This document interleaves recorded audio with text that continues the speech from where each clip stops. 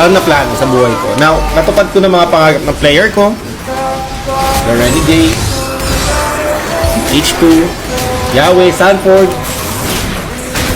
ngayon, sila Changu, sila Lebron, sila Lancy, Kaiser, Salvik, Sumpak, and everyone. So, wala nang tao dito sa bahay. I mean, nandito pa sa Sumpak. Alam yun? Na-achieve ko to dahil sa inyo. Okay, I want to say thank you so much, guys. Maraming salamat. Now, not being a joker, baka sasabi nyo, tangin na mo doon, sakal ka. Okay, guys, thank you talaga so much sa tiwala. Binigyan nyo ng opportunity yung mga player ko, guys. Tulad ni Renegade, pinasikat ko, and nagtiwala kayo sa kanya, kay Yahweh, kay H2.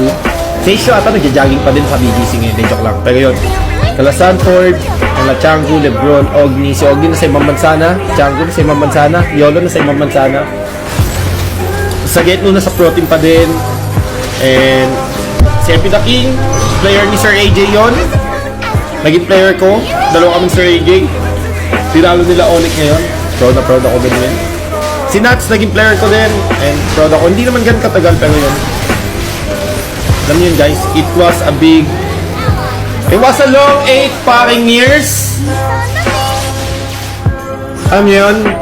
It was fun. Total nakakatuwa, guys. And thank you so much sa tiwala, guys. First time kong... Ito, guys, hindi si Doggy nagsasalita. Si Nasser Ignacio talaga, man.